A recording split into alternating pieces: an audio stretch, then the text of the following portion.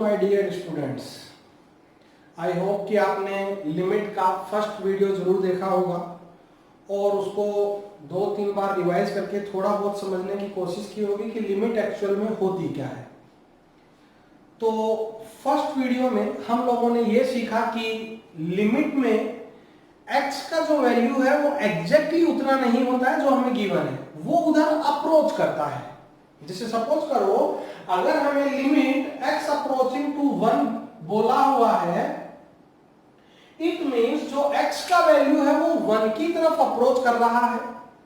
और हम लोग ये देख चुके हैं कि 1 की तरफ अप्रोच करने के लिए हमारे पास दो डायरेक्शन है, या तो हम लेफ्ट साइड से अप्रोच करें या हम राइट साइड से अप्रोच करें। तो जब हम लेफ्ट साइड से अप्रोच करेंगे उसको हम लोग बोला करते हैं लेफ्ट हैंड लिमिट यानी LHL। लेफ्ट साइड से अप्रोच करने का मतलब जैसे यहां हम लेफ्ट साइड से अप्रोच करें तो x का वैल्यू 1 से थोड़ा सा छोटा है। ये मतलब थोड़ा सा छोटा मतलब इतना छोटा कि हम उसका डिफरेंस देख भी नहीं सकते। ऐसा नहीं कि 1 से छोटा होने का मतलब वो 0 है, वो 0 नहीं है, वो 0.999999 ऐसा कुछ है ना। डिफरेंस बहुत स्मॉल होता है। और राइट हैंड लिमिट का मतलब जब हम लोग राइट साइड से अप्रोच करें, अगेन डिफरेंस बहुत स्मॉल होगा। तो लेफ्ट साइड से अप्रोच करने पर हम लोग उसको LHL बोला करते हैं, राइट साइड से अप्रोच करने पर हम उसको RHL यानी राइट हैंड लिमिट बोला करते हैं। लास्ट लेक्चर में मैंने तुमको 2-3 एग्जांपल से ये सब समझाने की कोशिश करी थी और 3 प्रॉब्लम्स मैंने तुमको घर से अटेम्प्ट करने के लिए दी थी। होपफुली आप सब लोगों ने वो अटेम्प्ट करी होंगी। पहले हम उनको डिस्कस करते हैं, फिर सिमिलर हम लोग 1-2 एग्जांपल्स और देखते हैं, ठीक है। तो फर्स्ट एग्जांपल जो मैंने आप लोगों को दिया था वो ये था कि limit x approaching to π/2 box of cos x, ये हमें कैलकुलेट करना था। हमें LHL फाइंड करना है, हमें RHL फाइंड करना है, ठीक है।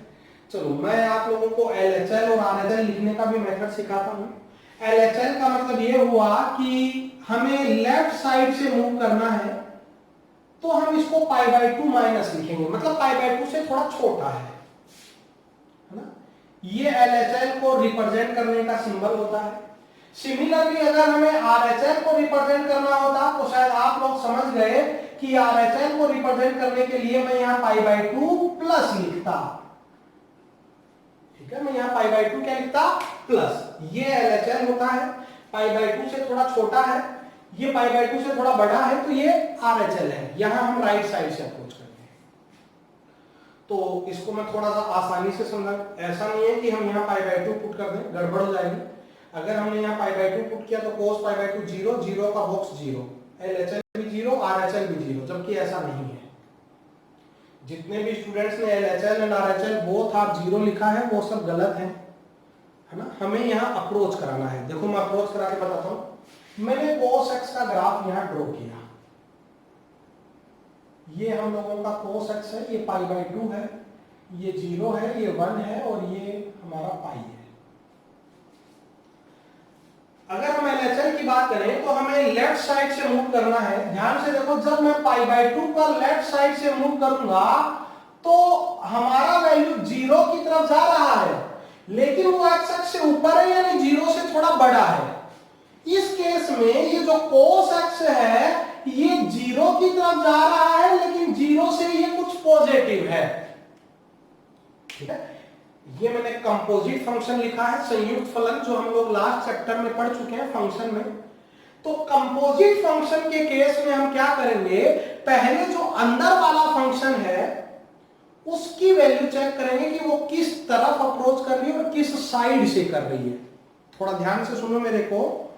अगर हमें बेसिक कंसेप्ट का यूज करना है, लिमिट में अप्रोच करवाना वाला मेथड यूज करना है और गिवन फंक्शन कंपोजिट यानी संयुक्त फलन है, तो हम पहले जो सबसे अंदर फंक्शन होगा उसका लिमिट वैल्यू चेक करेंगे कि वो किस वैल्यू की तरफ और किस साइड से। जैसे वो b की तरफ जा रहा है तो b प्लस है या b माइनस है। तो cos x 0 की तरफ जा रहा है जब मैं π/2 पे लेफ्ट से जा रहा हूं तो, लेकिन ये x एक्सिस से ऊपर है तो 0 प्लस है। और हमें मालूम है 0 प्लस का बॉक्स कितना होगा 0। जबकि अगर हम आरएचएल देखें, जब मैं राइट साइड से मूव करूंगा तो अभी भी 0 की तरफ जा रहा है, लेकिन देखो हम बिलो एक्स एक्सिस हैं और below x axis y negative होता है, तो इस केस में भी ये 0 की तरफ जा रहा है, लेकिन 0 माइनस है। और हमें मालूम है अगर कोई नंबर 0 से थोड़ा छोटा है, 0 नहीं बना है क्योंकि π/2 हुआ ही नहीं है, हम π/2 की तरफ सिर्फ जा रहे हैं, तो ये 0 से थोड़ा छोटा है, 0 बना नहीं है, और 0 से थोड़ा छोटा है तो उसका बॉक्स कितना होगा -1। कितना होगा बॉक्स -1। तो ये LHL हुआ और ये RHL हुआ। LHL is 0, RHL is -1। दोबारा ध्यान से सुनो, हम ये लिमिट का अप्रोच करवाने वाला जो बेसिक मेथड है, जो एक्चुअल लिमिट है, वो हम लोग यहाँ सीख रहे हैं। तो हमें LHL और RHL फाइंड करनी होती है। अगर गिवन फंक्शन कंपोजिट है, कंपोजिट नहीं हो तब तो हमें सोचना ही नहीं है, लेकिन अगर कंपोजिट है तो हम पहले अंदर वाले फंक्शन के बारे में डिसाइड करेंगे। दो चीजें, पहला कि वो किस वैल्यू की तरफ अप्रोच कर रहा है, दूसरा वो उस वैल्यू से प्लस है या उस वैल्यू से माइनस है। क्लियर है? जैसे हम लोग नेक्स्ट प्रॉब्लम जो मैंने आप लोगों को दी थी वो डिस्कस करते हैं। मैं इनको सेम रहने देता हूं। नेक्स्ट प्रॉब्लम मैंने लिखी थी, limit x approaching to 0 tan inverse 1/x। तो ये हुआ 0 माइनस और ये हुआ 0 प्लस। ये हम लोगों का LHL और RHL का डेफिनेशन लिखा है मैंने, मैथमेटिकल डेफिनेशन। अब हम लोग इनको सोल्व करने की कोशिश करते हैं। तो अगेन कंपोजिट फंक्शन है, tan इनवर्स है और अंदर 1/x है। तो पहले हम अंदर वाले के बारे में डिसाइड करेंगे। तो देखो, जब x 0 की तरफ जाएगा तो ऑब्वियस सी बात है ये किधर जाएगा, इनफाइनाइट की तरफ। लेकिन x 0 माइनस है, 0 से छोटा है, इट मींस वो नेगेटिव है। और ऑब्वियस सी बात है अगर नेगेटिव है तो x नेगेटिव है तो 1/x भी कैसा होगा, नेगेटिव।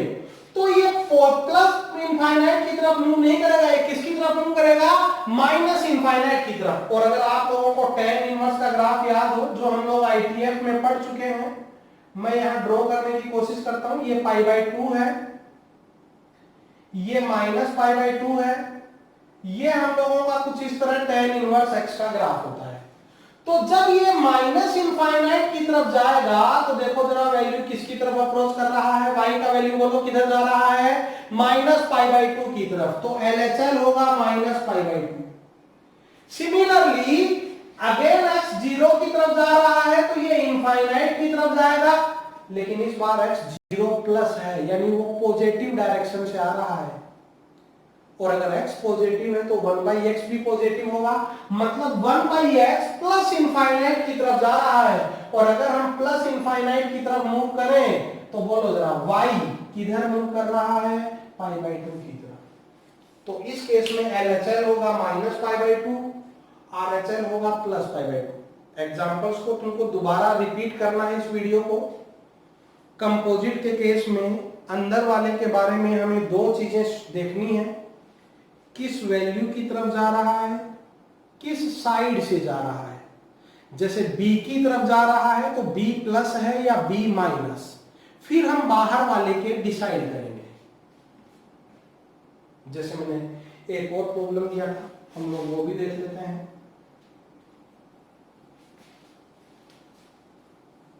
हमें जब हम मैथमेटिकल मेथड्स पढ़ेंगे तो वहां पर भी ये सब चीजें यूज करनी पड़ेंगी। ऐसा नहीं है कि इनका बिल्कुल भी यूज नहीं होगा, ये सब अगेन यूज करना पड़ेगा हमें। हमने पढ़ा e power x approaching to π/2 e power tan x, ये रहा LHL का डेफिनेशन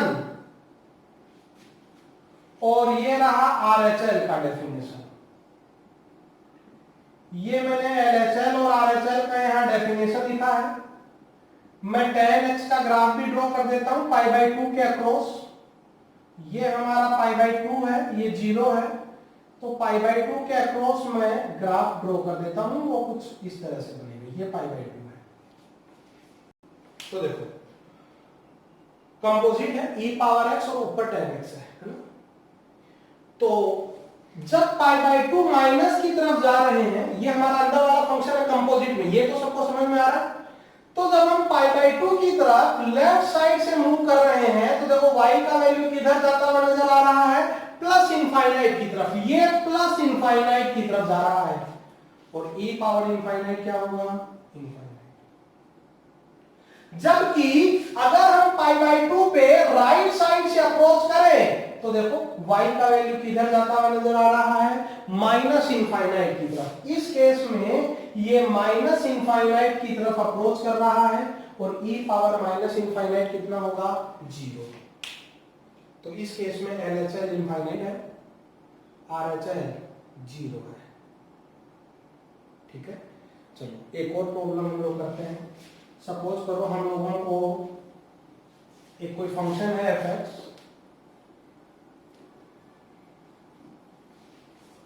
और उस fx का हमें ग्राफ गिवन है, ये ऐसे fx है, ये fx का ग्राफ है, ऐसा हमें बोला हुआ है।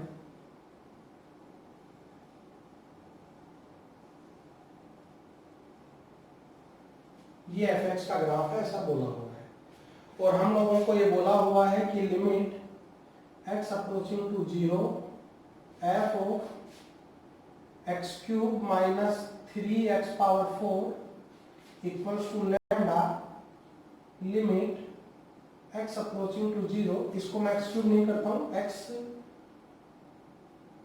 स्क्वायर लिख देता हूं। ठीक है, x स्क्वायर लिखा है मैंने।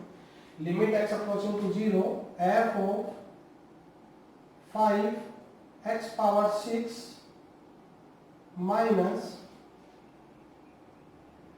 x power 4। अगर ऐसा है तो हमको लैम्डा का पॉसिबल वैल्यू कैलकुलेट करना है कि लैम्डा का पॉसिबल वैल्यू कितना होगा। ये रिलेशन गिवन है, ये fx का ग्राफ गिवन है। तो देखो जब हम यहाँ लिमिट की बात करेंगे, अच्छा मैंने यहाँ पावर इवन इसलिए लिखी है ताकि अब 0 प्लस हो चाहे 0 माइनस हो, दोनों केस में एक ही बात है, पावर इवन है। ठीक है, तो हम जैसे 0 प्लस ले लेते हैं, मैं 0 प्लस की बात कर लेता हूं। तो कंपोजिट फंक्शन है दोनों तरफ। तो कंपोजिट के केस में पहले हम अंदर वाले के बारे में सोचेंगे कि वो किधर अप्रोच कर रहा है और किस तरफ से कर रहा है। तो देखो जब हम यहाँ 0 पुट करेंगे तो ये तो क्लियर है कि ये 0 की तरफ अप्रोच कर रहा है, लेकिन अब देखेंगे कि 0 प्लस है या 0 माइनस, अंदर वाले की बात कर रहे हैं।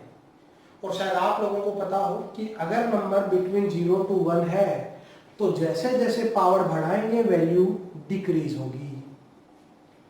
अगर कोई भी नंबर बिटवीन 0 to 1 है तो उसका पावर इंक्रीज करने पर वैल्यू क्या होगी, डिक्रीज। इट मींस यहां x स्क्वायर और यहां x पावर 4 है, यहां पावर 2 है, यहां पावर 4, पावर बढ़ाने पर वैल्यू डिक्रीज। मतलब ये बड़ा टर्म है, ये छोटा टर्म है, और बड़ा टर्म में से छोटा टर्म घटाएं तो ये हमें पॉजिटिव वैल्यू मिलेगी।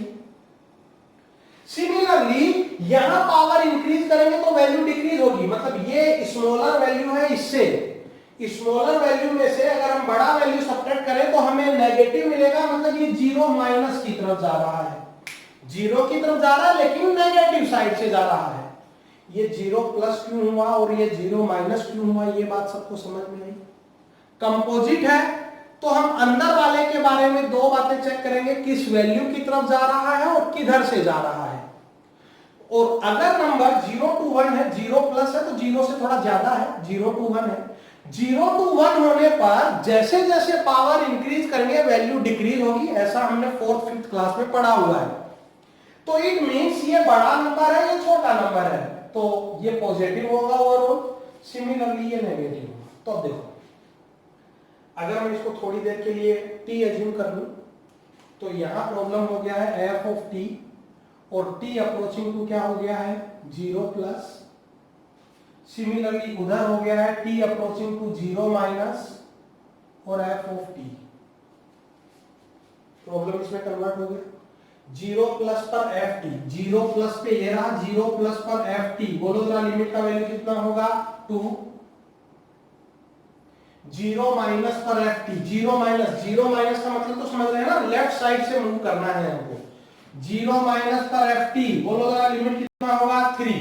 वैल्यू 3 बनेगा नहीं, लेकिन 3 की तरफ अप्रोच कर रहा है, मींस लिमिट 3 होगी। ऐसा हम लोग फर्स्ट लेक्चर में पढ़ चुके हैं। बोलो जरा पॉसिबल वैल्यू ऑफ लैम्डा कितना आ गया 2/3।